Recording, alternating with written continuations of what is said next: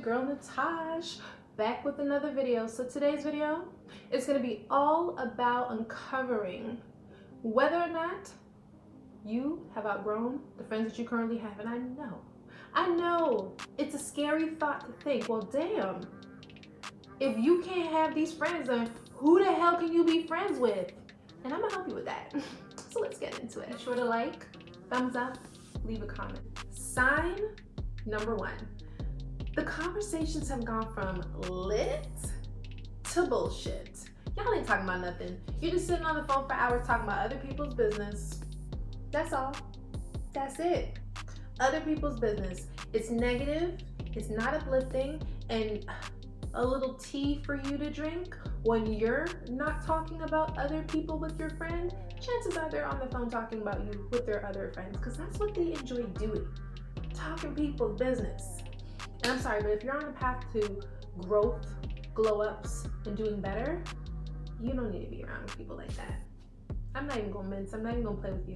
There's no hopscotch. Cut that person off. Number two, you support that friend through everything they do. I mean, if they started a business, you're reposting, you're buying, you're telling people, you have business cards, you're showing them your friend's Instagram, everything. You are riding, dying, you're down for the cause. But when it comes to you and your business and the things you're doing, you're hearing all kinds of, oh, congrats, but no support, no reposts, no telling anyone about you. You don't have not one referral from that person. They know loads of people, or maybe they don't even know a lot of people, but them themselves don't even support what you're doing. And that is a sign that the person that you consider to be a close friend, or the group of people you consider to be close friends, are those you're outgrowing. Because if you know through that friendship you've always been supportive, but when it comes to your stuff, they're never there to be found, that is a sign that you may need to start looking for new friends. Sign number three. You guys had a little falling out last year around summertime. Something happened, something occurred, it was shady as shit, and you were not feeling it. But at the same time, when y'all stopped talking for a bit, you started missing them, started reminiscing, seeing stuff and be like, oh my God, it's so funny. You picked up the phone and called them and you were like, shit, we're not even talking. So your own nostalgia, your own need to be in that little, oh my God, this is my friend from so long, made you call them. They're like, I missed you too. And then the crying and the hugging. I still love you.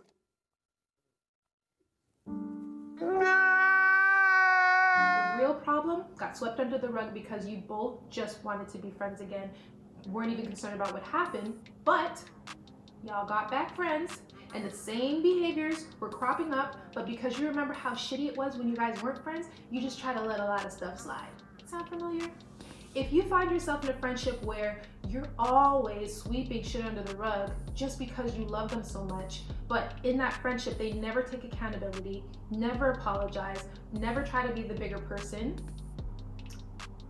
it's a sign that you're outgrowing that person, because you're maturing, you're seeing that healthy conversations about things are important, but you're noticing that when you get back around that person, they're still doing hurtful things to you. But because you're one of those people who may be codependent or just really like to nurture long-term relationships, you let a lot of crazy things slide, although you know that the relationship between you guys is no good. And if you find yourself in that situation, honey, snip, snip, okay?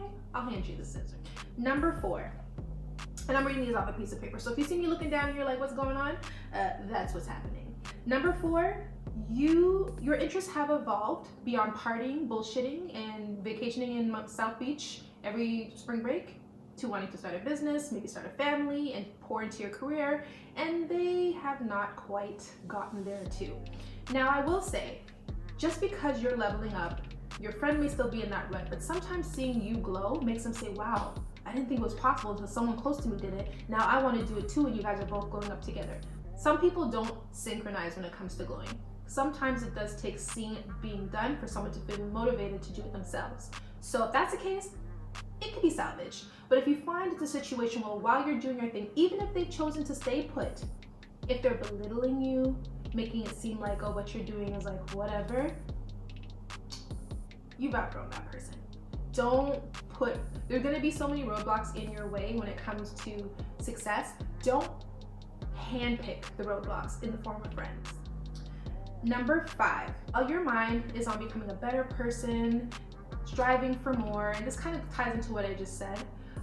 They're more hell-bent on, telling you all the things that could stop you. Like, oh, you want to start a business? Well, most businesses fail within the first year. Oh, you want to become a singer? Well, only 1 in a million make it. Or you want to go back to school? Wow, you're already 28. You're going to be like 93 by the time you finish. If that's the kind of talk that your friend is giving you, I'm sorry to break it to you, but that friend is toxic. That friend is negative, and that friend is going to be like a disease in your life that ravishes the place like corona, and they need to go. Number 6, you make the most money in your group of friends, or if it's not even the most money, you're just the most successful out of all of them. And when it comes to talking about money moves, power ideas, and like things you really want to launch into action, you feel really uncomfortable discussing it with them. So you tend to achieve a lot of things and break a lot of ground, but you don't feel comfortable telling it to them because you feel like you're going to sound like you're bragging. If you're around people who, if you say, yo, I just got this promotion, I'm going to be making an extra 10K, and it's like such a big thing to you because you remember back in the day when you were broke eating McChickens, or not McChickens, Junior Chickens. And I don't know how I messed it up because I used to eat Junior Chickens, so don't look at me thinking I'm trying to be brand new. I used to eat them Junior Chickens, okay, sis? That was me. I was broke as shit, like dead ass. So, if you're thinking back to the times when you didn't have it and now you finally are in a position where you're making close to 6 figures a year, which you've never made in your whole life, and you don't even feel comfortable telling your friends because they're not in the same position, they're struggling, they're doing bad, and you're the only one in that circle that is flourishing, chances are you need to get around some more flourishers because the people that you're currently around are just not leveling up at the pace you are.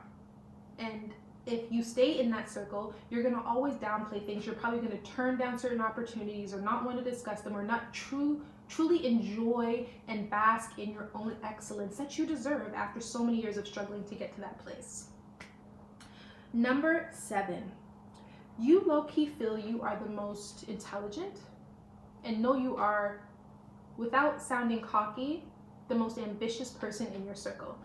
They say that look at the 5 people that surround you, and it will tell a person a lot about how much money you're going to be making, the certain things that you do, the opportunities that come to you, and just your mentality as a whole. So if you're around people who you know you're smarter than because they come and ask you questions that you're like, dude, how do you not know that? Or if you're around people that you're always the one saying, let's try this, let's do this, let's hustle here, let's do this. And even though originally they may be enthusiastic, there is no momentum, there's no stick to it. Nobody's really grinding as hard as you are to come up out of the mud. You're outgrowing those people. It's painful because it's like, damn, I love this person. This is my good friend. Like, I don't even want to look at the material things. It's about the feelings. It's about the love for my people, which is a mentality that I have, but it is a mentality that did not serve me as I was growing. And when I got around other people who were already just readily motivated, ready to glow up, ready to do better, we got to enjoy things together. We got to fight over the check. We got to vacation together and have a good time. And that's what it's about, getting around people that just get it. You don't have to explain it. You don't have to be like, let's do this. They're the ones coming to you and you're like, well, damn, I wish this is the energy I always wanted. Like, instead of trying to change people, just get around people that are like you already. It's so much easier. And then we have number 8. If your friend has sneak dissed you or did you super dirty and it got back to you, if it was a sneak diss or you already knew about the dirty crap they did to you, but of course you're forgiving, of course you look past stuff, of course you're not going to make a big deal about it, you've outgrown that person. If you at your big age are still acting childish, still being malicious to the ones that love you and care for you the most, still doing stuff to hurt people that you know are good friends to you, that person is not someone that you want to have on your team when you're going towards the things you're trying to achieve. We're getting down to the end, so we're at number 9, and that is, there's a lot of jealousy. A lot of jealousy from that friend or those group of friends towards you. Like, anytime you have a milestone, let's say that you got married and they're still not, you can notice there's a little animosity. If you got engaged before them, there's like a competition or like a jealousy from it. If you had a baby and they can't conceive, not to ever make fun of that because that's a very serious thing. But if they're struggling to and they start to like downplay your pregnancy and your happiness during that period, it's a sign that that person isn't mentally or emotionally or spiritually on your level. And instead of trying to, again, like I mentioned earlier, downplay your happiness, try to hide the good things happening for you because you don't want to seem like you're bragging, or that, you know, the good things are happening for you aren't fair to enjoy because they're not doing well too, it's going to build resentment in you. Toxic. And 10, bringing it up to speed at where we are right now in the world.